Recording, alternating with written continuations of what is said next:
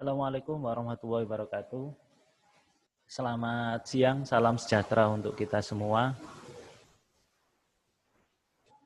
Saya ucapkan semoga diberi kesehatan semua untuk pada acara kita kali ini dan diberi kelancaran.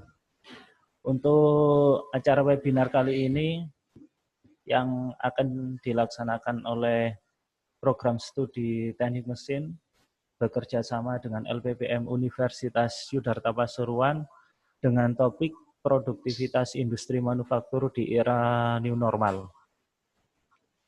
Pada acara kali ini, materi akan disampaikan oleh 3 narasumber. Yang pertama, yakni disampaikan oleh Bapak Muhammad Mas'ud, yang sekaligus sebagai Kaprodi dosen teknik mesin ya, Kaprodi program studi teknik mesin Universitas Yudharta dengan kurikulum FAID pendidikan untuk S1 teknik mesin ITN Malang, S2 teknik mesin ITS Malang, dan pengalaman mengajarnya mulai tahun 2002 sampai sekarang di Universitas Yudharta Pasuruan. Untuk narasumber yang kedua, yakni akan disampaikan oleh Bapak Effendi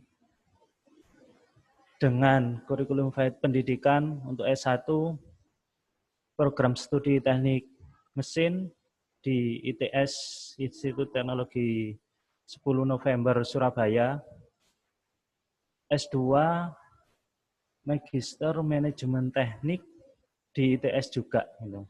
Untuk pengalaman pekerjaan, yang pertama sebagai QA atau QC Supervisor tahun 2001 sampai 2003, hanya QC Supervisor tahun 2003 sampai tahun 2003 ya di ini.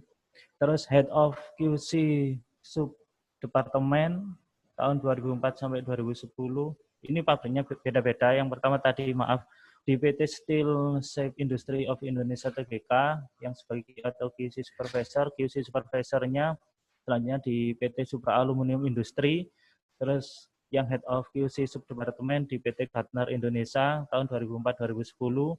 Terus selanjutnya Deputy of Quality Manager di PT Gartner juga tahun 2011 sampai 2016. Selanjutnya sebagai Production and Maintenance Manager di PT Gartner Indonesia 2017 sampai sekarang. Untuk narasumber yang ketiga yakni Bapak Miftahul Huda untuk kurikulum FAID pendidikan S1 di Fakultas Teknik Jurusan Teknik Mesin Universitas Merdeka Malang. S2 Magister Teknik Industri di Institut Teknologi Aditama Surabaya. Untuk pengalaman kerja yang pertama di PT Pulau Sumbu Riau sebagai asisten manajer tahun 1998 sampai 2001. Yang kedua PT Gartner Indonesia sebagai subdepartemen head 2001 sampai 2010. Terus yang ketiga PT Wiharta Prametal sebagai Factory Manager tahun 2010 sampai 2017. Terus selanjutnya PT Indonesia Alga Mas Prima sebagai Plant Manager tahun 2017 sampai 2019. Dan yang terakhir PT Wijaya Prawira Perkasa Group sebagai Factory Manager tahun 2019 sampai sekarang. Itu tadi dari kurikulum FAID dari narasumber kita. Terus untuk selanjutnya yakni terkait aturan dalam webinar kali ini untuk peserta, yakni nanti pertanyaan dapat diajukan melalui chat gitu, yang ditunjukkan kepada narasumber. Nanti moderator yang akan menyampaikan kepada narasumbernya. Terus pada saat presentasi dimulai, diharapkan untuk di-mute untuk semua peserta. Dan presentasi dari narasumber masing-masing nanti waktunya 15 menit. Mungkin untuk sekarang nanti bisa langsung dimulai acara presentasinya. Yang pertama akan disampaikan oleh Bapak Muhammad Masud sebagai Kaprodi Teknik Mesin Universitas Sidarta. Kepada beliau kami sampaikan.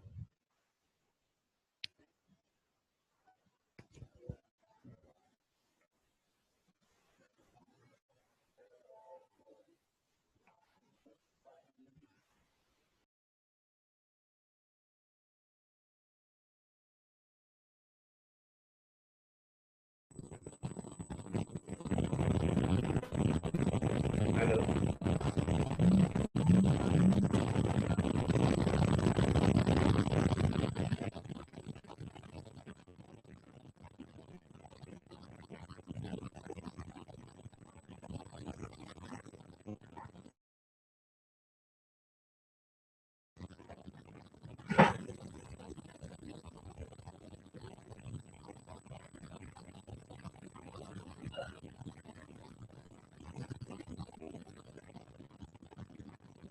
Oke. Assalamualaikum warahmatullahi wabarakatuh. Dalam hal ini saya akan memberikan materi tentang pada topik produktivitas. Saya akan menjelaskan tentang produktivitas proses manufakturnya. Tadi sudah dijelaskan oleh moderator bahwasanya saya yaitu Bapak Muhammad Masud SDMC sebagai Ketua Program Studi Teknik Mesin Fakultas Teknik Universitas Sidarta Pasuruan, yang mana mulai tahun 2002 sampai tahun sekarang, tahun 2020. S1 di ITN Malang, jurusan Teknik Mesin, dan S2 di ITS Surabaya, jurusan Teknik Mesin. Next.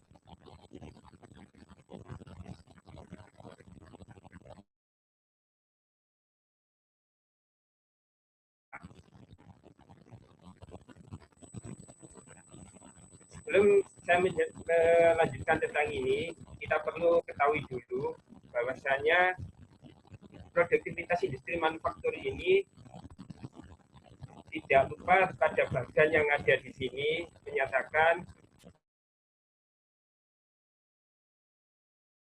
di mana input ini bagaimana seminimal mungkin dan outputnya semaksimal mungkin.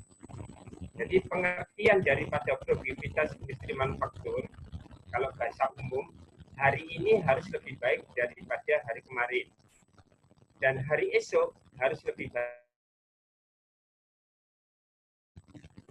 Pada jurusan teknik, atau di fakultas teknik, ini berhubungan dengan produk ataupun kerjaan, maka produktivitas, pengertian daripada produktivitas yaitu melakukan pekerjaan dalam waktu sesingkat mungkin dan menggunakan sumber daya yang sesedikit mungkin tanpa mengorbankan kualitas. Nah, input ini harus seminimal mungkin dan outputnya semaksimal mungkin, tetapi harus tetap dijaga standar kualitas daripada produk tersebut. Itu daripada pengertian dari produktivitasnya. Next.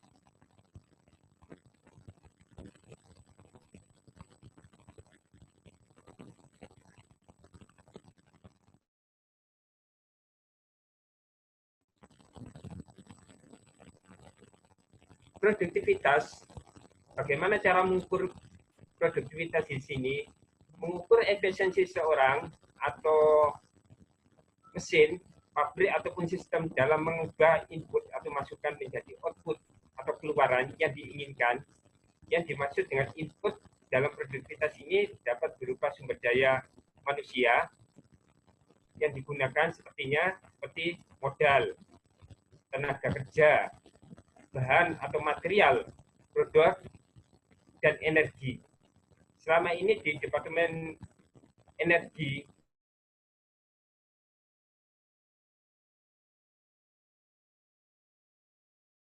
Indonesia ini akan difungsikan, diproses menjadi outputan yang menghasilkan, termasuk energi juga.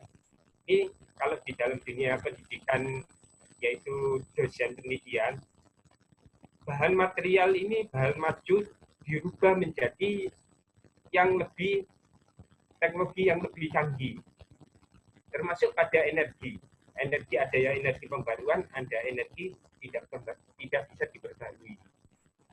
Sedangkan output dapat berupa jumlah produk ataupun pendapatan yang dihasilkan. Jadi input yaitu sumber daya diproses, ditransformasikan berupa output, yaitu outputnya produk itu atau pendapatan hasil yang dihasilkan. Ukuran produktivitas biasanya dinyatakan dengan rasio perbandingan antara output terhadap input yang digunakan dalam proses produksi ataupun input per input unit. Produktivitas yang tinggi adalah melakukan pekerjaan dalam waktu sesingkat mungkin dengan penggunaan sumber daya yang sesedikit mungkin tanpa mengorbankan kualitas yang ditentukan. Misal, pekerjaan A dapat menghasilkan 100 unit produk dalam 1 jam. Juga dengan menggunakan, sedangkan pekerjaan B dapat menghasilkan 120 unit produk dalam 1 jam. Juga dengan menggunakan bahan dan teknologi yang sama. Jadi A dapat 100 unit produk, B ini dapat 120 unit produk dengan proses bahan dan proses teknologi yang sama. Maka dikatakan bahwasanya B lebih produktif daripada pekerjaan A. Ini kesimpulannya di situ, yang namanya produktivitas. Maka produktivitas di pekerjaan B ini lebih tinggi daripada pekerjaan A. Next.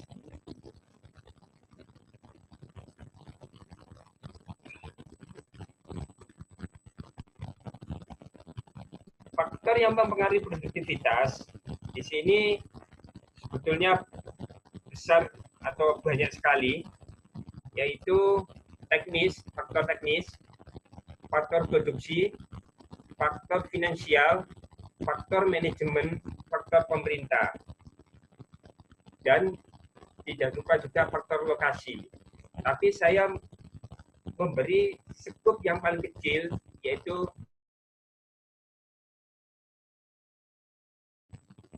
karena hubungan saya itu di teknik mesin manufaktur. Jadi arahnya ke teknis dan produksi. Di mana faktor teknis meliputi apa saja yang kita ketahui, yaitu lokasi. Lokasi sangat mempengaruhi bahan material yang ada di sekitar itu. Kalau kita ngambil lokasi bahan materialnya jauh, biayanya juga akan lebih tinggi. Tata letak pabrik. Jadi tata letak pabrik ini proses daripada mesin-mesin nggak boleh mencelat. Ya. Terus yang ketiga, ukuran pabrik. Ini harus kita pahami di dalam melakukan tata letak pabrik. Terus mesin produksi yang tepat. Bagaimana cara penggunaan ini berhubungan dengan operatornya. Jadi operator ini harus mempunyai skill atau keahlian sesuai dengan mesin tersebut. Bagaimana perusahaan harus memberikan pelatihan-pelatihan tentang proses permesinan pada saat operator ini melakukan sebuah operasi produksi. Terus peralatan yang benar. Nah, tidak lupa kalau berhubungan dengan mesin, maka jika memungkinkan kita membuat atau melakukan atau mengkonversi mesin yang komputerisasi atau otomatisasi. Ini sangat mempengaruhi dalam produktivitas produk, yaitu mengurangi waktu dan kualitas akan secara otomatis akan lebih baik. Faktor yang kedua yaitu produksi. Faktor produksi di sini, kalau bahasa di sebuah perusahaan itu yang namanya PPIC. Yang berhubungan dengan kualitas produksi juga. Mulai dari desain, terus sampai bagaimana produksi akan dibuat, terus standar kualitasnya bagaimana. Itu yang harus, faktor yang harus kita kendalikan, yaitu produktivitasnya di situ. Yang ketiga, finansial. Kalau finansial secara otomatis harus punya. Ya. Terus yang keempat, yaitu pemerintah. Apapun UKM ataupun usaha kecil, menengah maupun atas, kalau tidak didukung oleh pemerintahan, ini kesulitan kita melakukan sebuah produktivitas. Itu faktor yang sangat utama. Makanya pemerintah ini harus, kalau di negara Cina itu sebuah perusahaan ini memanfaatkan UKM yang ada. Itu sudah ada sistem dari pemerintah. Jadi secara otomatis akan berjalan dengan sendirinya. Setiap desa mempunyai produk unggulan tersendiri-sendiri. Itu di-sharing sama perusahaan besar.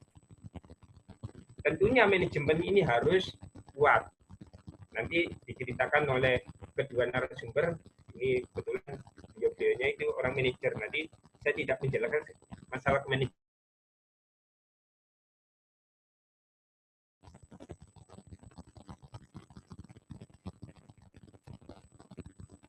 Next.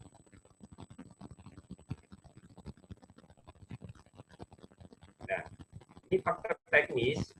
Tadi sudah saya jelaskan, menentukan lokasi, tata letak dan ukuran pabrik, atau mesin produk yang tepat, terus penggunaan mesin dan peralatan yang benar, serta penerapan komputerisasi. Umumnya sekarang ini sebuah proses sebuah perusahaan, kalau bisa, maka sudah melakukan semi otomatisasi atau sudah mengikuti otomatisasi. Sebuah perusahaan mobil, saya contohkan sebuah perusahaan mobil, ini semua proses produksinya, mulai dari proses produksi part-nya sampai assembly atau perakitan, ini sudah menggunakan robotika. Di Jepang itu sudah menggunakan itu semua. Makanya hasilnya itu cepat, menjadi sebuah mobil yang menghasilkan banyak dengan presisi yang sesuai, yang standar. Next.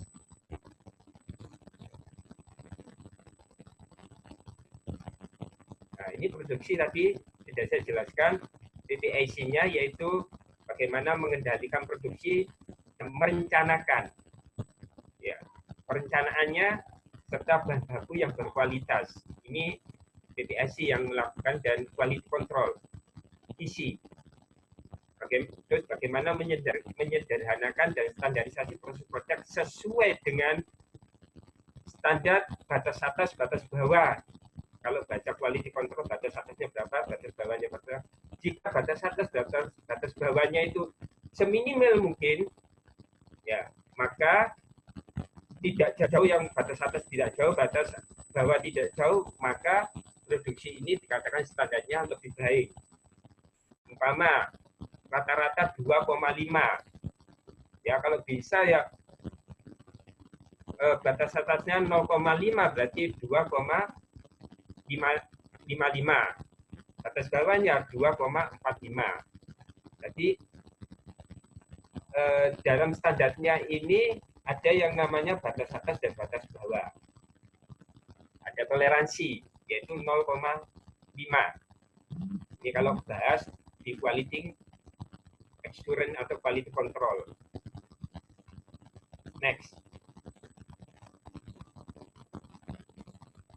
Nah, ternyata di dalam sebuah proses produktivitas manufaktur ini bagaimana ada hubungannya dengan optimalisasi.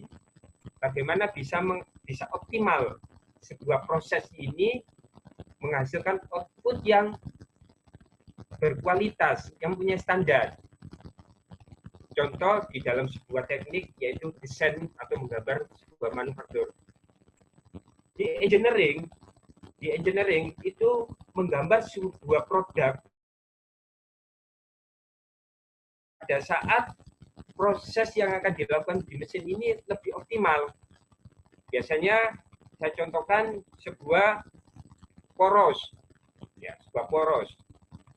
Sebuah poros ini biasa digunakan pada proses permesinan, sama di mesin bubut, mesin freeze, dan segalanya, digunakan dalam satu hari menghasilkan 10 produk.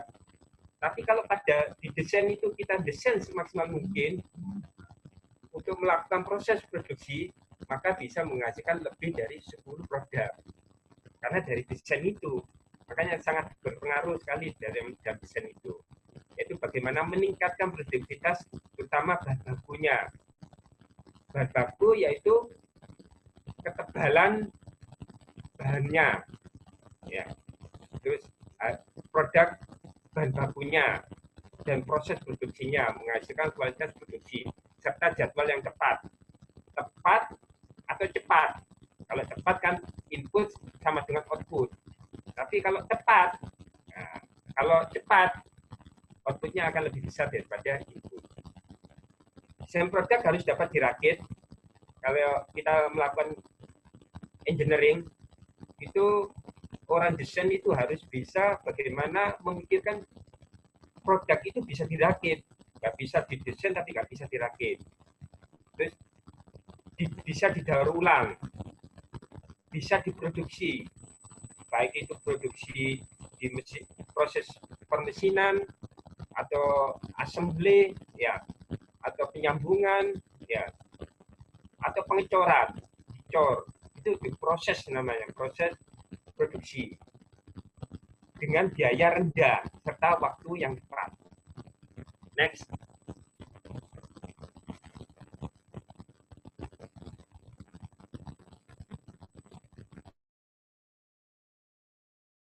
Di sini tadi ternyata optimalisasi ini berhubungan dengan produktivitas. Dari tujuan optimalisasi yaitu memberikan penyelesaian yang efektif pada industri manufaktur, bagaimana meminimalisir waktu pekerjaan, memaksimalkan keuntungan. Arahnya ke sana. Next. Nah, di sini dijelaskan bahasanya produktivitas kerja hubungannya mesti laba atau profit. Tadi sudah saya jelaskan, mesti outputnya berhubungan dengan laba atau keuntungan, atau profit.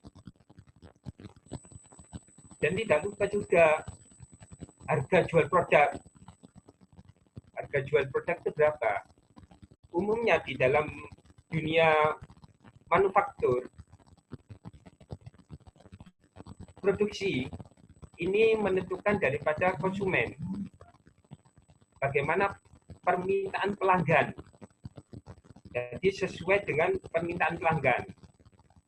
Kalau pelanggan minta seperti ini, maka produksi harus mengikuti. Tapi dengan syarat. Nah, itu yang perlu dipahami. Karena kalau kita memproduksi, tapi nggak punya pelanggan, nggak punya konsumen, nggak payu produksi ini. Biaya tenaga kerja ini harus kita tentukan, harga jual produk, biaya tenaga kerja, biaya bahan mentah, terus dan bahan pembantunya, terus biaya listrik. Makanya pemerintah ini harus, ini yang saya jelaskan tadi, pemerintah harus bisa memfasilitasi listrik yang ada di Indonesia, juga produk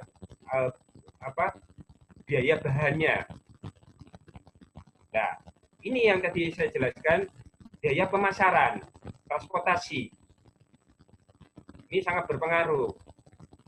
Terus biaya administrasi dan biaya operasi lainnya.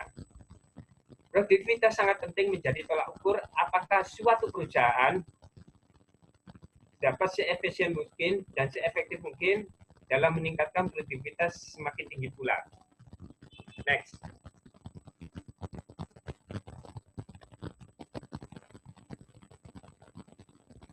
Next, Pak. Nah, ini contoh kecil, contoh soal produktivitas. Jadi di dalam rumus bahasanya output per input. Ini ada sebuah contoh. Perusahaan A memiliki satu jalur produksi yang memproduksi kalkulator. Dengan standar time-nya, ST yang telah diperhitungkan oleh product designer adalah 10 menit. Ini hanya merangkai atau apa ya, mengassembly menjadi kalkulator. Dalam menyelesaikan perakitan satu unit kalkulator. Dalam memproduksi memakai tenaga kerja sebanyak 23 orang. Waktu kerja yang ditentukan oleh pemerintah adalah 420 menit. 420 menit ini kalau dibagi 6 berarti 7 jam. Di perusahaan 7 jam. 7 jam ini tidak termasuk istirahat. Kalau istirahatnya 1 jam berarti 8 jam. Yang dihasilkan adalah 100 unit. Berapa produktivitas perakitan kalkulator? Nah, ini output dikali 10 menit yang standar time-nya ini dari quality control-nya, desainnya, dibagi jumlah tenaga kerja kali waktu kerja. Dikali 100. 100 ini menyatakan persentase. Jadi 1000 dikali 10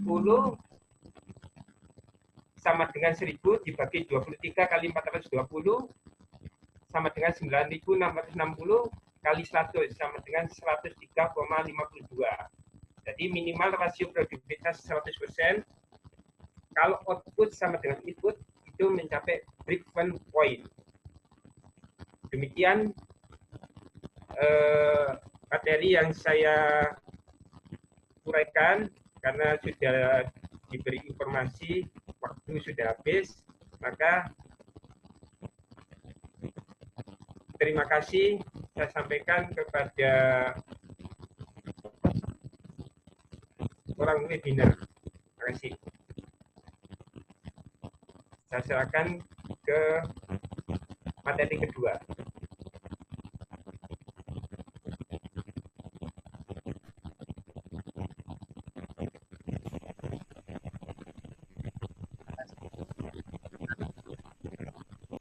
Bapak Muhammad Mas'ud yang sebagai Kaprodi Teknik Mesin Universitas Yudhata Pasuruan. Untuk materi selanjutnya yakni akan disampaikan oleh Bapak Muhammad Effendi. Dan oh ya, untuk pertanyaan nanti di akhir dari narasumber semuanya sudah selesai, nanti pertanyaan akan saya bacakan dan ditujukan kepada narasumber itu. Jadi untuk saat ini silakan melalui chat dulu. Kepada Bapak Muhammad Effendi kami persilahkan. Baik, Assalamualaikum warahmatullahi wabarakatuh. Terima kasih Bapak Moderator. Yang terhormat kepada Kaprodi Teknik Mesin UYP Universitas Yudharta, Bapak Muhammad Mas'ud, para dosen Universitas Yudharta, para praktisi, dan juga para adik-adik mahasiswa yang berbahagia. Izinkan saya share screen materi.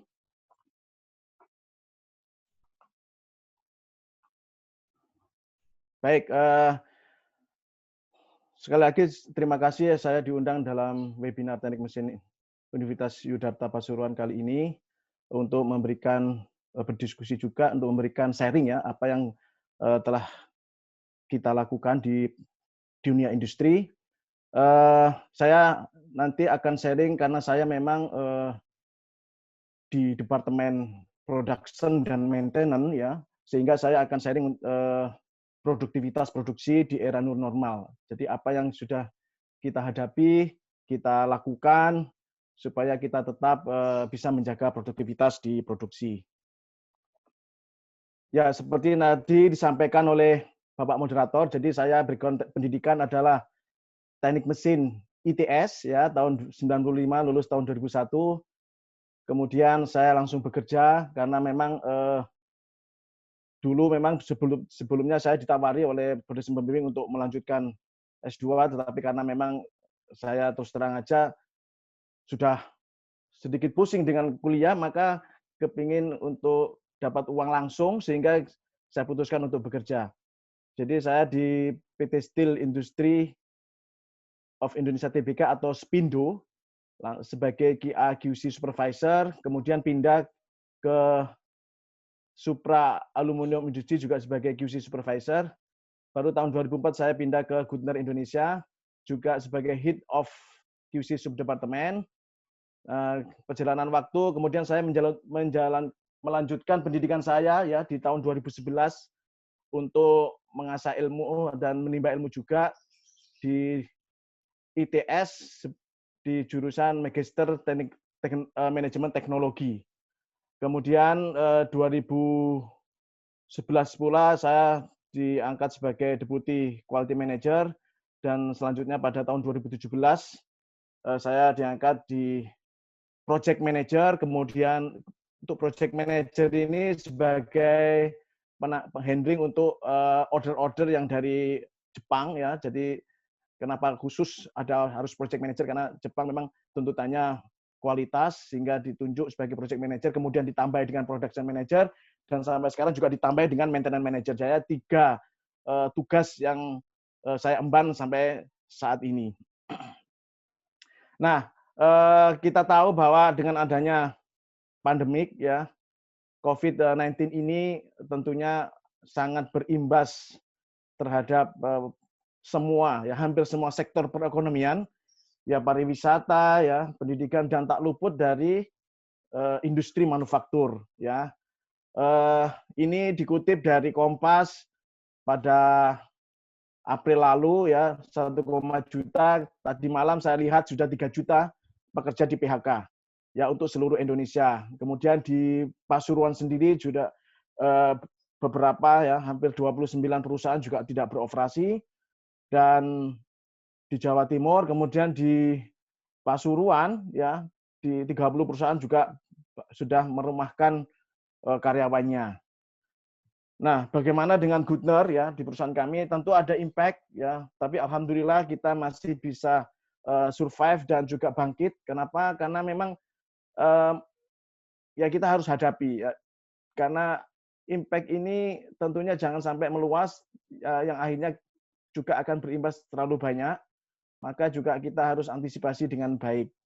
Tentu tetap ada impact untuk pengurangan, tetapi kita harus di sisi perusahaan untuk menjaga tidak terlalu banyak pengurangan, karena jika kita tahu bahwa jika ada pengurangan dan kita untuk mendapatkan kembali agak susah. Kenapa? Karena memang di Goodner ini perlu spesifik skill yang dituntut untuk menghasilkan produk yang berkualitas. Nah, sebelum itu saya mungkin akan mengenalkan lebih dahulu Goodner itu apa ya. Jadi Goodner itu adalah perusahaan heat exchanger ya. Jadi penghasilnya adalah mesin pendingin, evaporator, kondensor ya, radiator. Nah, pusatnya ada di Jerman ya. Jadi berdiri sejak 1931 di Jerman. Goodner sendiri dari awal pencetusnya yaitu namanya Hans Goodner ya, sehingga menjadikan nama perusahaan dan juga sekaligus brand dari produk yaitu Goodner. Di Eropa ada 3 perusahaan, yaitu factory ya. Jadi kita untuk Goodner global, jadi per benua itu memang kita punya factory. Di Eropa kita ada di Jerman, di Hungaria, dan baru ini tahun 2015 di Rumania dengan teknologi yang lebih baik ya, lebih canggih di Rumania. Sedangkan di benua Amerika dan Amerika Latin itu kita ada Meksiko, ada Brasil, dan di Indonesia sendiri di Asia Pasifik ya, itu kita punya pabrik 1 di Indonesia yaitu di Pasuruan ya. Nah, di Pasuruan sendiri ya, PT Goodner Indonesia itu berdiri tahun 1995, mulai proyeknya konstruksi ya, membangun fasilitas, kemudian tahun 1996 itu baru memproduksi beberapa unit. Ya, selanjutnya di tahun 2017 kita mengekspansi, ya, kita membangun gedung plan 2 yaitu khusus untuk warehouse dan pengiriman, ya, dan shipment, jadi dipusatkan di situ. Dan di tahun 2018 kita juga ada plan 3, ya, itu kita pisahkan karena memang kita ekspansi. Plan 3 khusus produksi unit stainless, jadi pipanya dari stainless. Kalau di plan 1 yang awalnya itu adalah kita memang campur, di situ ada pipa tembaga juga ada pipa stainless. Nah, segmen di market itu ada beberapa, yaitu pertama untuk komersial. Jadi produk kita variasinya banyak, ya. Selain ada standar juga ada customized. Jadi untuk komersial di supermarket, ya, di industri untuk cold storage, kemudian di energi, ya, untuk power plant. Sedangkan di OEM kita mengirim evaporator, ya, coilnya itu, kemudian dirakit oleh customer kita untuk menjadi pendingin minuman, gitu, ya, AC di kendaraan dan sebagainya. Nah, produk kami 80% ekspor ke Asia Pasifik. Ya, sisanya kita ke lokal, ya. Oke, kita lanjut ke supply chain management. Jadi secara simpel di perusahaan kami, jadi supply chain manajemennya adalah supplier, kemudian kita ada planning, ya. Ya, tentunya ada order masuk di order management, kemudian ada proses production, pengiriman, dan ke customer. Jadi nanti saya hanya fokus ke produksinya, ya. Jadi tiap-tiap bagian tentu ada kiat-kiat atau antisipasi dalam menghadapi pandemi ini, ya. Jadi misalnya pengadaan material dan sebagainya, tapi saya hanya fokus pada ke produksinya. Nah, production process di Goodner adalah yaitu dibagi ada 2 lini, yaitu satu lini komponen, jadi part-part. Yang kedua adalah assembly. Nah, komponen sendiri ada beberapa proses, yaitu sheet metal processing, ya, jadi pembuatan cover, ya, casing dan sebagainya. Kemudian tube refrigeration processing, jadi dia untuk memproduksi tube-nya, ya. Anda lihat di gambar sini, dan tube heat exchanger, kemudian ada sirip, fin, header, kemudian powder coating, dan frame-frame untuk support-support dari unitnya, kaki. Kemudian kita assembly, masuk ke production line assembly, ya, yang terdiri dari beberapa proses, yaitu di coil assembly, ya, jadi dari fin, kemudian tube, ya, ada pipa, terus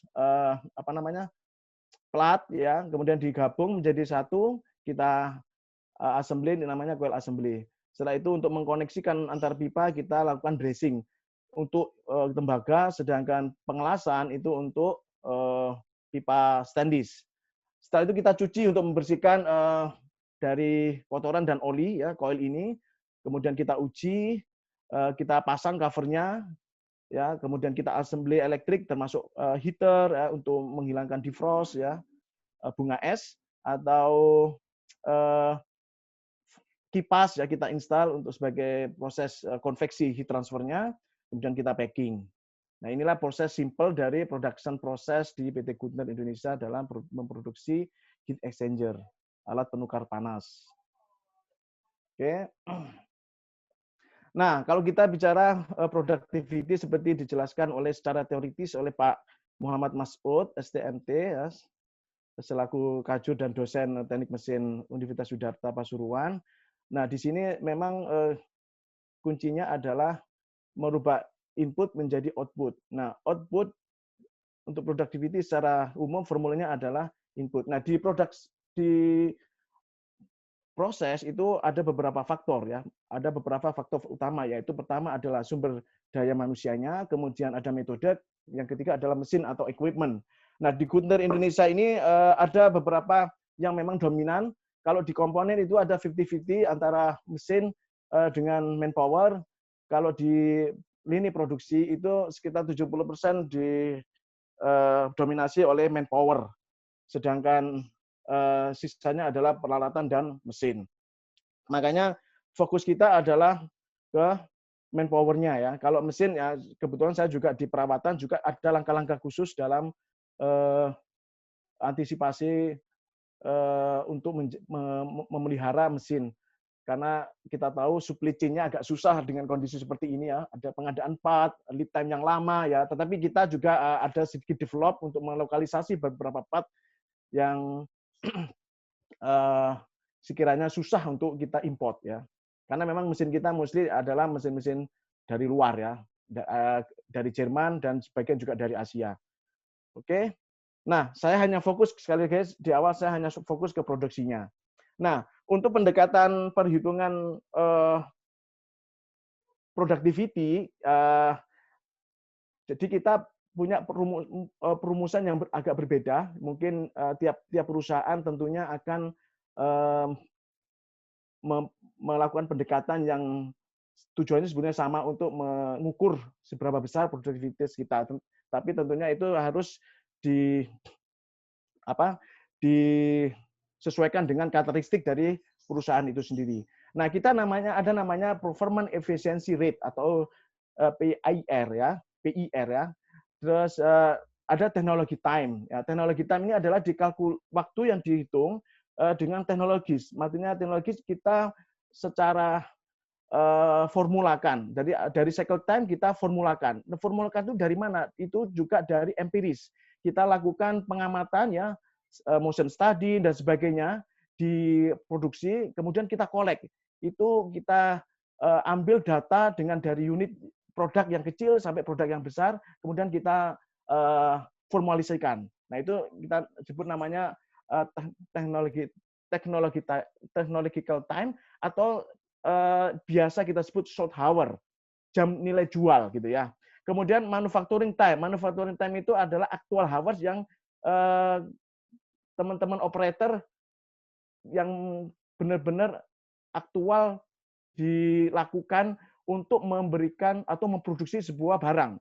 Nah, itu kita menggunakan barcode. Jadi kita barang itu di-check-in sebelum memulai, kemudian setelah selesai di-check out. Nah, itu langsung otomatis ter-record sehingga akan muncul actual hour. Yang kedua adalah productivity aktual. Nah, productivity aktual itu juga ini merupakan formula di mana actual hour itu dibagi dengan attendance hour-nya.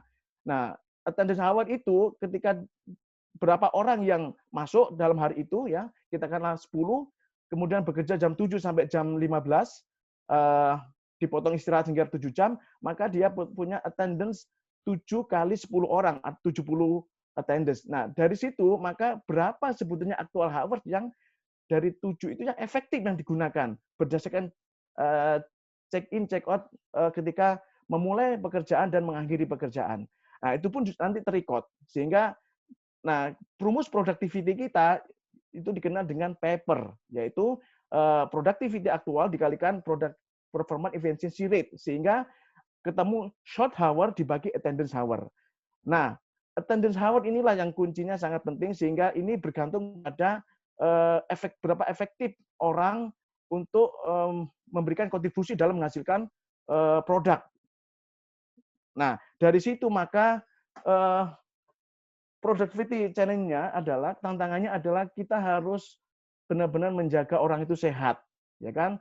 Nah, di masa pandemik ya kita harus benar-benar menghindari agar mereka tertular dan juga agar jangan sampai yang lain juga menulari.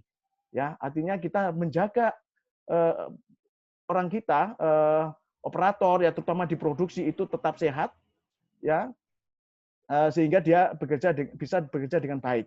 Kemudian di sisi lain memang kalaupun ternyata itu ada yang berhalangan karena bagaimanapun dengan upaya tetapi tetap dia berhalangan, sehingga maka kita menerapkan multi skill ya.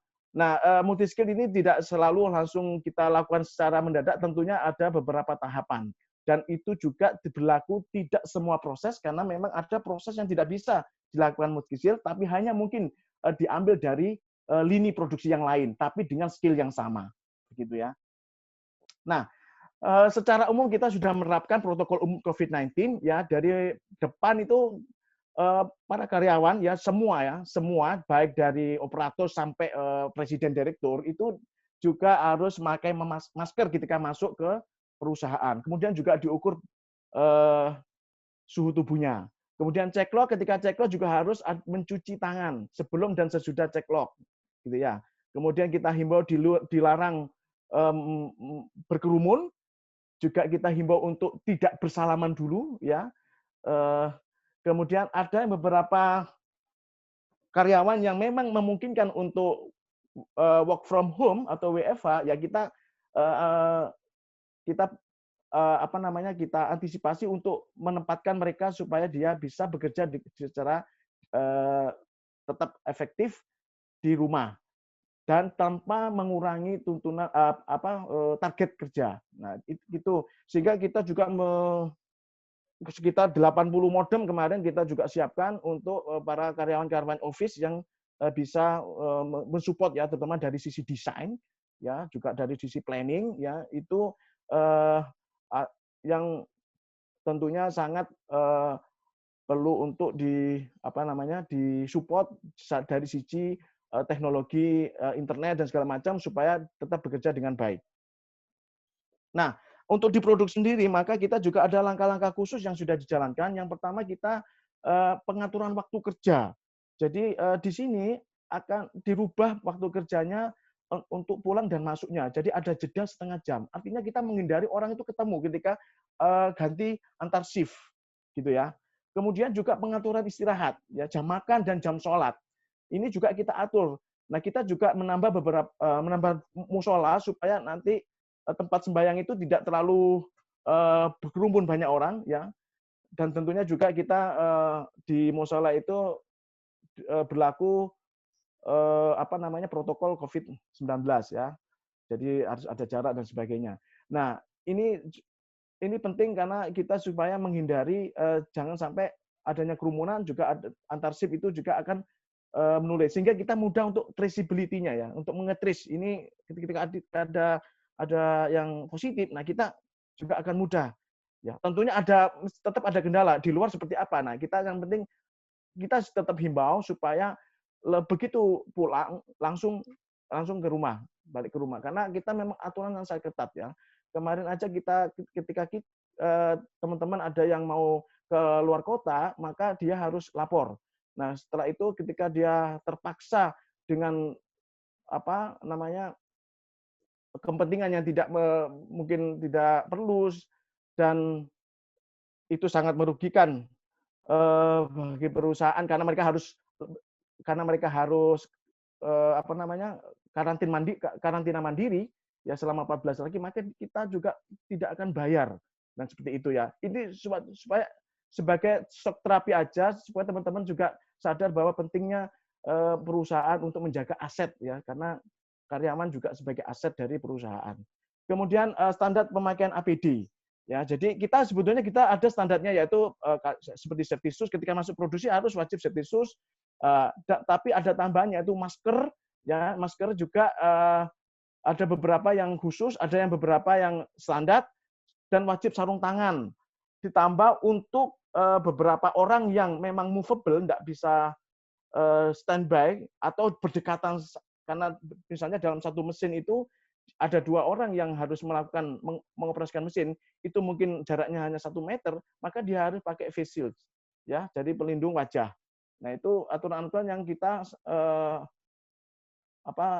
kita buat dan kita sampaikan. Kemudian kita audit, ya, jadi tidak hanya kemudian kita hanya berlakukan tapi tanpa evaluasi. Setiap hari kita ada audit, sehingga supaya benar-benar mereka patuh, ya, dan sadar tentang pentingnya perusahaan terhadap menjaga aset dari perusahaan itu, yaitu karyawannya. Kemudian yang selanjutnya adalah pembatasan wilayah. Jadi kita per section itu dibatasi sehingga geraknya. Jadi jangan sampai dia movable-nya itu terlalu besar, ya, sehingga kita dibagi beberapa zona. Nah, ketika ada zona satu itu ada positif, kita mudah untuk nge-trace. Oh, ini orang ini di area ini aja. Dia enggak akan kemana-mana, kecuali ya ada section leader atau supervisor yang mungkin dia akan mengambil barang atau berkoordinasi dengan section lain. Makanya dia ketika orang-orang yang movable atau seperti supervisor itu dibekali dengan face shield. Kemudian aturan jalur masuk dan jalur keluarnya pun kita atur, ya. Ini garis-garis merah ya, garis hitam ya, zona E1, zona E2. Ini juga kita atur supaya dia ketika cek log ya, keluar dan masuk itu tidak bersamaan dengan section yang lain. Sehingga kita benar-benar menjaga mereka mengurangi kontak ya dengan yang lain. Nah, makanya kita batasi ya, dan ini kita audit setiap hari. Ada kita melakukan audit ini. Kemudian pengaturan jarak kerja ya. Jadi kita juga ada aturan dalam satu proses itu ya, tentunya sesuai kategori. Kalau dalam area ada small itu berapa barang yang harus ada di area itu. Misalnya kalau small ada 5, kalau medium ada 4, dan big ada 2 saja, supaya kita juga bisa mengatur tetap menjaga 1,5 jarak antar operator ya, dan juga jumlah kerja dalam satu unit, jumlah pekerja ya. Tentunya juga misalnya small, medium, big itu berapa orang juga kita atur supaya nanti kita tetap bisa menjaga. Kalau big besar ya tentunya katakanlah 3 orang ya, itu tetap terjaga 1,5 meter gitu ya. Jadi kita standarisasi supaya itu tadi tentunya akan berimbas dengan produktivitas, tetapi kita jalankan tentunya dengan sistem balancing supaya supaya efektif, tidak ada waiting ya, tidak ada penungguan di situ, sehingga benar-benar efektif mereka bekerja dengan jumlah yang juga efektif begitu. Nah, selanjutnya multi skill. Ada beberapa multi skill yang mungkin bisa kita lakukan, ada yang memang tidak bisa, seperti coil assembly, ya, washing coil, ya, terus pencucian, washing coil, pencucian, coil casing, assembly bank. Ini pekerjaan-pekerjaan yang kiranya akan nanti bisa diperbantukan, ya. Jadi, tetapi ada yang skill-skill yang tidak bisa karena memang butuh keahlian khusus, mesti keahlian khusus seperti bracing, pengelasan, dan elektrik ya. Karena ini kalau ini ada harus keahlian khusus sehingga tidak mudah ketika itu digantikan. Karena kita harus tetap menjaga kualitas. Kecuali dari production lain ya. Misalnya kita ada beberapa 4 production line, satu di production evaporator, kondensor, kemudian ada di komersial, kemudian ada di OEM. Nah, tetapi ketika kita mengambil untuk menggantikan ada bottleneck di situ di proses bracing misalnya, maka kita akan balancing dengan meminjam dari production line dengan skill yang sama yaitu bracing. Nah, itu yang kita lakukan sehingga tetap produktivitas itu tetap terjaga. Ya. Jika ada bottleneck di coil assembly juga kita akan memove beberapa orang di casing assembly, kita move untuk supaya proses itu lebih smooth dan lebih balance. Ya, mungkin itu yang saya sampaikan. Sekiranya semoga bermanfaat. Assalamualaikum warahmatullahi wabarakatuh. Saya serahkan kembali ke Bapak Moderator.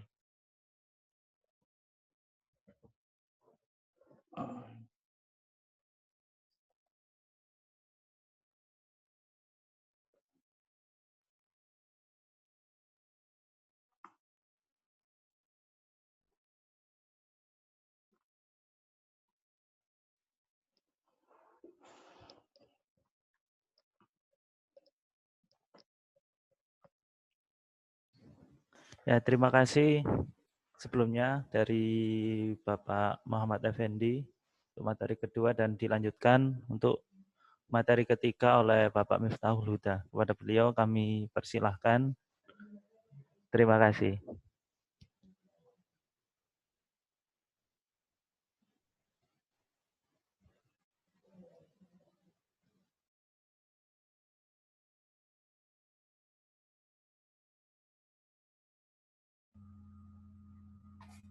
Oke, Assalamualaikum warahmatullahi wabarakatuh. Selamat siang, Bapak Ibu sekalian, saudara-saudara sekalian.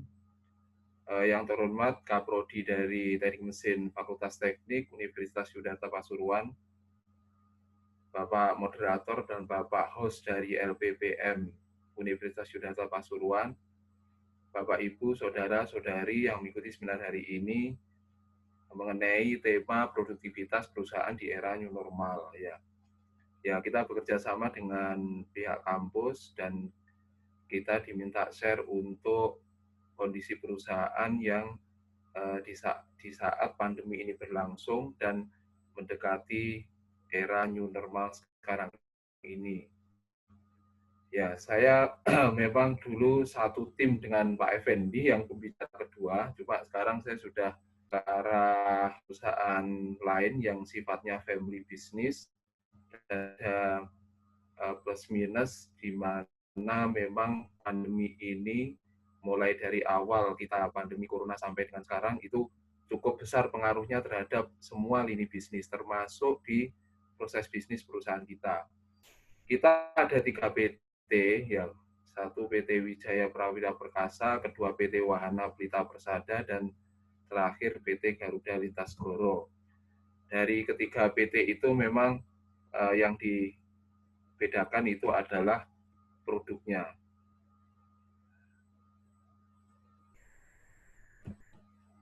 Oke, saya lanjut.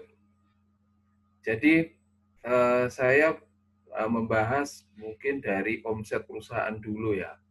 Jadi pada saat pandemi itu kita start di bulan Maret akhir ya, itu sudah mulai start. Kita Maret, Januari, Februari, Maret itu omset masih cukup lumayan ya, kalau kita bicarakan dengan tahun lalu masih average per bulannya itu tetap sama. Tetapi mendekati di bulan Maret, nah apalagi mulai April kita anggap kondisi pandemi, itu perusahaan kita ketiga PT itu omsetnya turun sampai dengan 50%. Nah, ketika mendekati di pandemi PSBB berlaku di semua area Jakarta, Jawa Timur, nah itu mulai terasa sekali, Pak. Juga ada luar Jawa, itu omset terutama di bulan Mei itu sekitar turun 70%. Nah, itu cukup besar sekali kalau kita melihat average omset setiap bulannya. Nah, kenapa ini terjadi turun sampai dengan 50-70%? Ya, karena yang pertama itu kita yang jelas suplai kita juga sebagian besar juga area Indonesia. Jadi tidak ada juga yang ekspor. Ekspor pun seperti di India itu juga mereka pada saat pandemi mereka lockdown sehingga itu juga ngefek terhadap proses bisnis kita. Lokal pada saat kondisi PSBB termasuk Jakarta. Jakarta merupakan customer kita stainless steel yang paling besar juga sehingga untuk ke Jakarta turunnya lebih drastis sehingga pada saat bulan Mei termasuk mendekati Lebaran dan libur itu bisa turun sampai dengan 70%. Nah, setelah di bulan Mei kita mulai start lagi itu mendekati bulan Juni ini, akhir Mei sampai dengan Juni, average rata-rata per hari itu sudah mendekati ke range 80%. Ya, bisa jadi ini kenapa? Karena pada saat 2 bulan terakhir, Maret, April, Mei, banyak perusahaan yang menghentikan pembelian. Mereka mungkin ke arah kondisi pandemi ini bagaimana, menahan cash flow dan lain-lain, sehingga mereka menahan omset, menahan pembelian. Nah, pada saat start di bulan Juni, awal kita open, tanggal 2, itu sudah mulai banyak customer kita yang membutuhkan barang, sehingga kita hitung harian sampai dengan per kemarin, itu untuk rata-rata per hari sudah mendekati 80% dari omset normal sebelum pandemi. Nah, sedangkan di tempat kita sebenarnya alur proses manufaktur, karena ini kaitannya kita bicara produktivitas. Nah, bagaimana caranya kita untuk tetap bisa menjaga produktivitas ya dengan kondisi yang seperti dari awal tadi, 50% turun, 70% turun, seperti itu. Nah, memang kita ya kembali lagi kita ke prosesnya. Nah, kita memang alur itu kita petakan, mana yang memang kita bisa cut, kita bisa improve lagi, kita bisa orang bisa lebih efektif lagi. Nah, itu kita lakukan pemetaan untuk alur proses manufaktur. mulai dari supplier bahan, ya penerimaan bahan baku sampai dengan ke penyimpanan produk atau packing.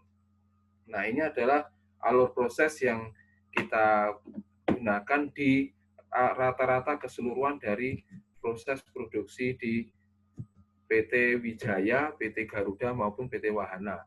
Yang pertama, PT Wahana hanya simpel saja prosesnya.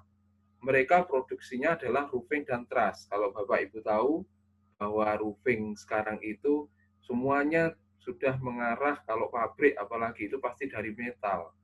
Dan kalau kita bicara di luar Jawa itu sudah tidak ada lagi yang untuk roofing itu menggunakan bahan beton atau bahan tanah liat.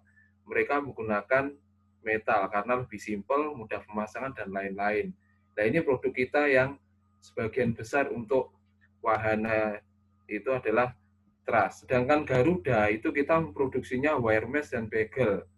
Nah, ini kalau Bapak Ibu tahu untuk produksi pengecoran itu mereka pasti menggunakan kawat penguat. Nah, itu yang dinamakan wire mesh. Bagel adalah besi sengkang. Kalau Bapak Ibu menggunakan untuk bangun rumah itu ada pengecoran yang dipakai untuk penguat ini tembok. Nah, itu kita namakan adalah bagel.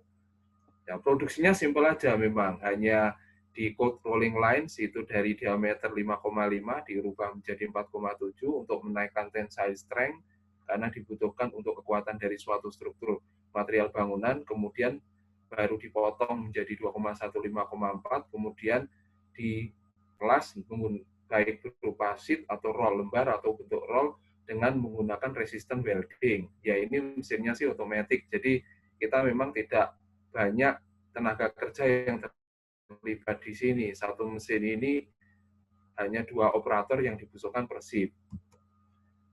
Nah, untuk pipa stainless dan pipa motif ini yang banyak membutuhkan tenaga kerja karena prosesnya memang beberapa termasuk proses packing. Nah, di sini dari mulai input bahan ada roll forming, welding, TIG welding, cutting, polishing, bentuk motif. Kalau dia mau membentuk pipa-pipa bentuk motif baru akan dilakukan packaging. Nah, di sini yang banyak sekali tenaga kerja, kurang lebih kalau kita hitung 75% tenaga kerja terserap di proses produksi ini. Nah, ini yang dampaknya cukup besar. Nah, dari yang tadi itu, ya memang yang pertama kita pasti tentukan itu untuk skema sistem produktivitas itu kita tentukan prosesnya yang dari tadi. Yang dijelaskan dari Pak Masud maupun Pak Effendi sama, artinya input kita pilih ada tenaga kerja, material, energi, modal, dan lain-lain. Kita pilih dari prosesnya, kita tentukan dari outputnya apa saja, kuantitinya berapa, terus baru kita bisa tentukan perhitungan dari produktivitasnya, di mana setiap perusahaan memang berbeda.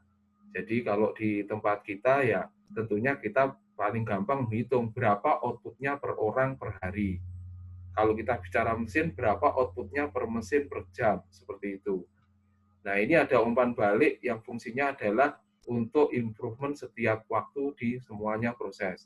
Nah, sebenarnya tahap kita untuk melakukan improvisasi, baik selama pandemi maupun sebelum maupun setelah, itu tahap kita yang jelas adalah pengukuran produktivitas. Baru kita lakukan evaluasi, baru kita rencanakan, baru terakhir adalah peningkatan. Nah, pada saat selama PSBB yang kita ceritakan tadi bahwa 50% turun di awal pandemi, sampai dengan PSBB turun menjadi 70%. Yang jelas, tentunya yang pertama adalah kita menjaga output per tenaga kerja langsung. TKL adalah tenaga kerja langsung. Kenapa? Karena memang 75% di tempat biaya yang keluar setiap bulan dan itu merupakan fixed cost, itu adalah tenaga kerja langsung. Siapa itu? Ya tenaga kerja yang mengerjakan langsung daerah ke produk yang menghasilkan output setiap harinya. Nah, itu yang harus kita jaga. Kenapa ini kita jaga, Pak? Ya, ini karena yang pertama itu adalah terkait dengan harga pokok produksi. Karena setiap kali satu orang menghasilkan 8 ton per bulan, ketika pandemi itu turun order sehingga kita menurunkan order, sehingga orang bisa 4 ton per bulan. Sehingga kalau Rp500 per kilo, jadinya menjadi Rp1.000 per kilo. Nah, itu yang kita harus perlu jaga. Kalau terlalu jauh sekali itu turun, maka akhirnya BEP kita tidak bisa capai karena produksinya sedikit. Nah, dari sini yang jelas yang kedua itu optimasi jumlah operasional mesin dan jumlah tenaga kerja langsung. Memang begini Pak, memang agak dilema pada saat pandemi. Kita saat itu kita putuskan untuk dari sisi manajemen kita tidak akan mengurangi jumlah tenaga kerja. Akhirnya dampaknya adalah setiap tenaga kerja, terutama yang diproduksi itu kita perlakukan pekerjaan gantian. Maka diaturlah pengaturan jadwal tenaga kerja langsung. Tenaga kerja tidak langsung juga kita atur, artinya di sini ada BPIC, ada staf pembelian, ada staf kantor, yang juga kita kurangi untuk jam kerjanya. Otomatis jumlah orang yang masuk pabrik juga lebih sedikit.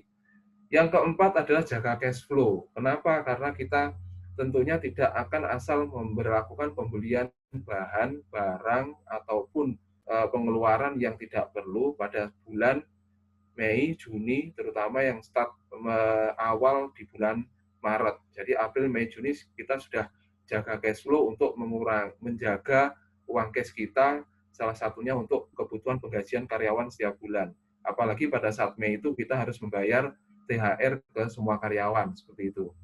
Yang terakhir, yang jelas itu adalah pembuatan produk-produk baru, karena produk kita stainless steel itu adalah raw mat, termasuk bahan baku setengah jadi lebih ke arah kita pembuatan yang bisa langsung ke pemakai, misal handle pintu, misal aksesoris seperti itu, kita arahkan ke sana.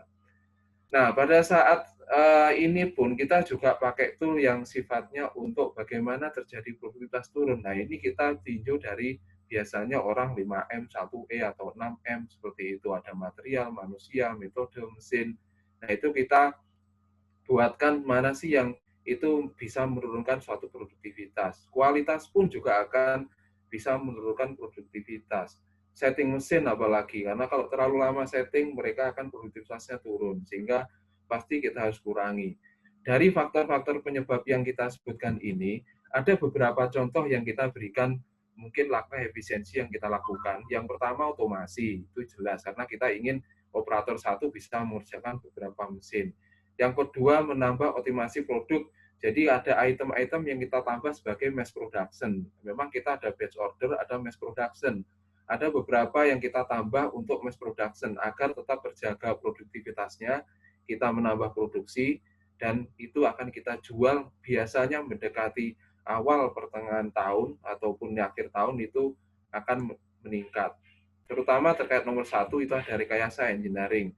Tujuannya adalah cycle time reduction, artinya cycle time-nya kita kurangi. Ini contoh rekayasa kalau di bidang teknik mesin itu adalah salah satunya itu terkait otomasi. Ini salah satu contoh kita mesin poles. Nah, mesin poles ini kita pada saat memoles untuk mesin welding, kalau Bapak Ibu lihat di sini adalah berupa saya foto mesin poles. Di sini adalah amplas poles. Nah, di sini untuk memoles hasil welding, yang itu kita menghaluskan welding, biasanya manual. Manual diturunkan manual untuk halus, sehingga setelah itu sudah tidak kelihatan lagi weldingnya. Nah, dari situ akhirnya kita berpikir untuk bikin otomatis. Nah, kita bikin otomatis, akhirnya indikatornya adalah tekanan amplas ke pipa. Nah, tekanan amplas ke pipa itu dari apa?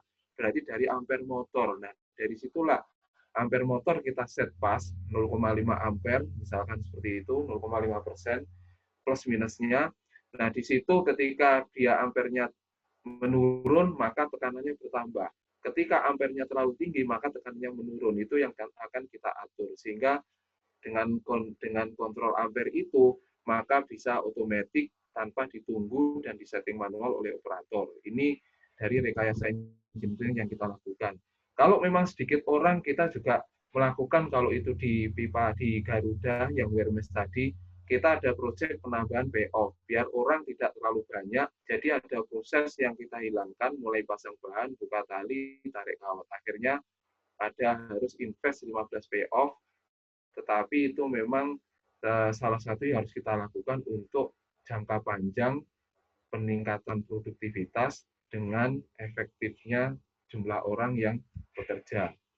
Nah, yang terakhir sama dengan proses di kala pandemi seperti ini, ya tentunya mulai di wajib pakai masker, thermal screening, cuci tangan, jaga jarak, itu memang sudah kita tentukan dari awal sebelum karyawan itu masuk di pintu gerbang. Nah, secara umum seperti itu Bapak Ibu sekalian yang kita lakukan selama dari awal pandemi sampai dengan yang sekarang ini. Tentunya memang banyak perusahaan yang memang mengurangi karyawan dan memang itu salah satunya untuk menjaga perusahaan tetap survive, tapi di kita memang salah satunya itu ya mau tidak mau setiap orang 75% mereka salary terima, tetapi karyawan kita tidak kurangi 1 atau 2 orang pun. Tetapi kita inginnya tetap jaga untuk produktivitas. Dari saya cukup sekian. Terima kasih. Assalamualaikum warahmatullahi wabarakatuh. Saya kembalikan ke moderator.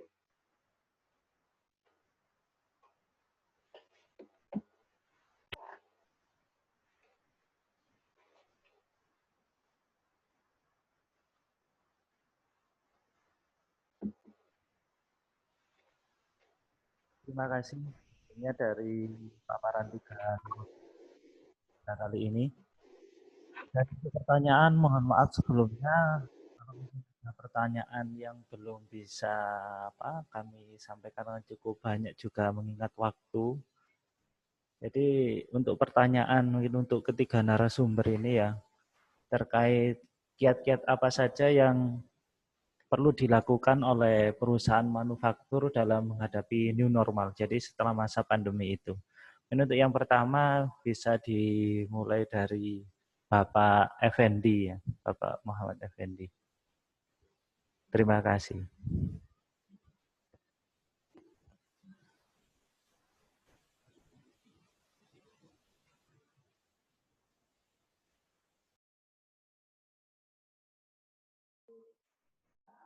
Ya, ya itu tadi. Seperti saya jelaskan bahwa memang ketika kita industri manufaktur yang di mana dominannya adalah manusia, maka manusianya yang perlu dijaga. Nah, kebetulan di perusahaan kami ini antisipasinya sudah ketika kita awal Cina itu mulai masuk ke pandemi, kemudian diikuti dengan Eropa. Nah, kita kan juga punya perusahaan di Eropa, sehingga Eropa pun langsung sebelum awal kira-kira pertengahan Maret ya, itu ada yang positif 2 orang di Indonesia. Jadi Eropa pun sudah memberikan sinyal kepada kita untuk mengantisipasi. Apa itu? Ya contohnya terutama di main material, bahan baku utama. Sehingga di sisi pembelian kita juga langsung action untuk melakukan penyetokan. Walaupun beberapa order itu turun ya, tetapi sekali lagi karena memang kondisinya kita itu import itu masih sekitar 50%, sementara juga nanti barang akan diekspor sekitar 25%, maka kita memang bergantung di luar, gitu ya. Jadi mau nggak mau kita istilahnya antisipasi dulu dengan inventory yang lebih besar.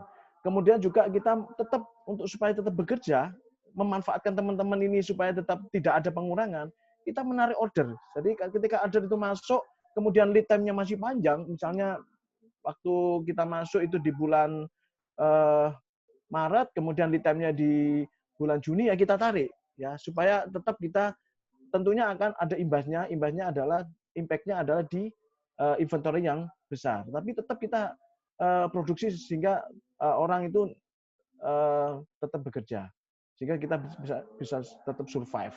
Itu. Yang kedua, yaitu aturan-aturan diperketat. Jadi memang aturan-aturan harus diperketat. Kemarin juga kita melarang mudik ya sesuai himbauan pemerintah.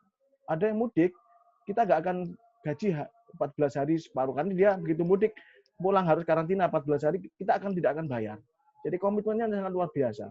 Kemudian di supplier yang masuk. Supplier masuk sekarang ini dia harus komitmen juga harus tes rapid. Jadi ada rekomendasi, misalnya kita ada mesin yang rusak, kemudian butuh teknisi ya yang harus memperbaiki mesin tersebut.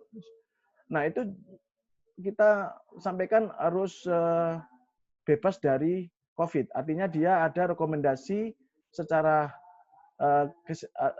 secara kesehatan ya, yaitu bebas dari COVID ya. Nah, itu pun juga kita atur bahwa harus, kalau kita hanya kunjungan, oke, health declaration cukup, tapi begitu dia harus bekerja dalam seharian atau lebih dari 1 hari, maka dia harus tes 2 kali rapid test. Jadi 1 kali rapid test, setelah itu 10 hari, kemudian dia rapid test lagi negatif, maka dia boleh masuk. Seperti itu. Ya. Terima kasih.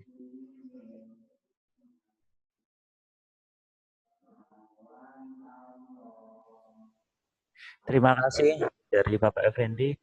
Dengan pertanyaan yang sama, yang kedua yakni dari Bapak Muhammad Mas'ud, tanggapan. Terima kasih.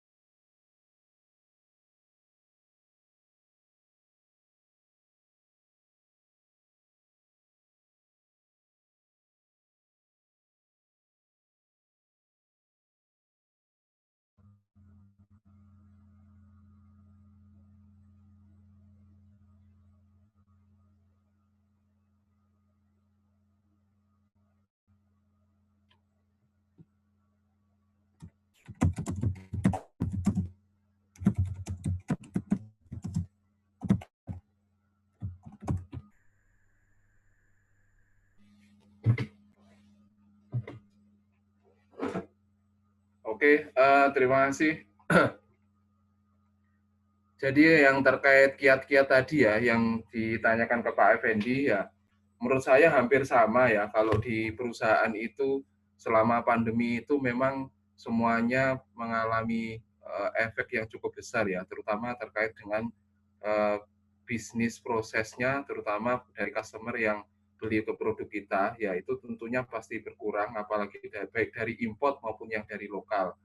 Nah, yang jelas yang pertama itu adalah kalau kita misalkan di perusahaan, pasti produktivitas itu hal yang utama, karena itu adalah yang kita kaitannya cost dan harga pokok produksi. Kalau kita produktivitas tidak bisa sama ataupun paling tidak berkurang pun tidak terlalu banyak, itu nanti juga akan menimbulkan kerugian di perusahaan.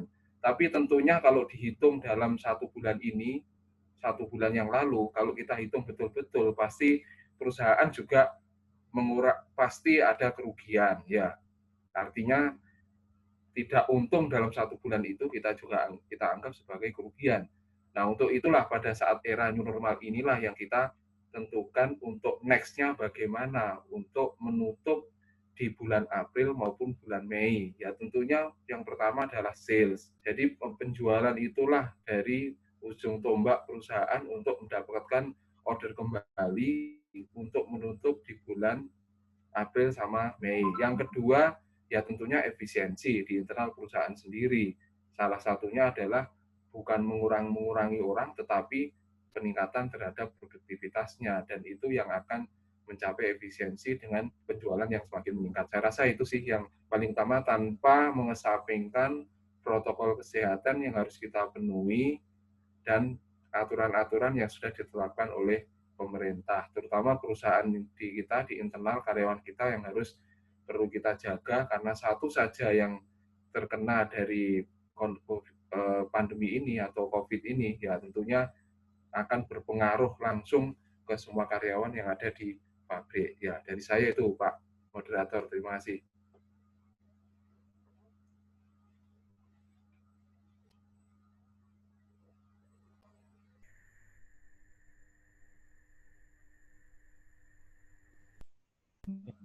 Terima kasih sebelumnya.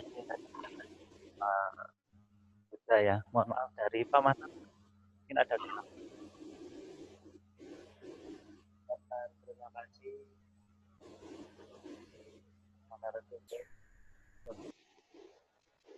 peserta yang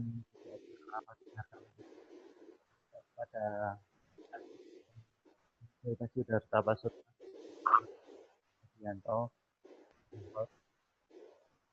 dan saya juga mohon maaf kepada apabila pertanyaan semua yang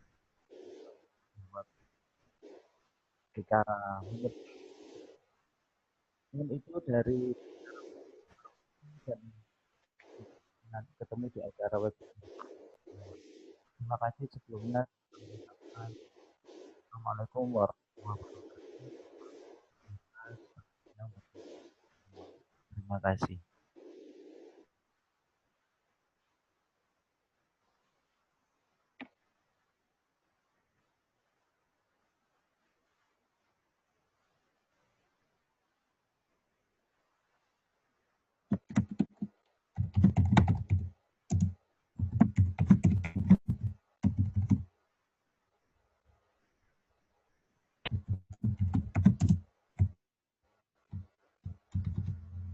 Ya, sebelum ini tutup, saya hello ya semuanya. Salam kita dan semoga akan dijauhkan dari corona. Terima kasih. Salam sejahtera. Assalamualaikum.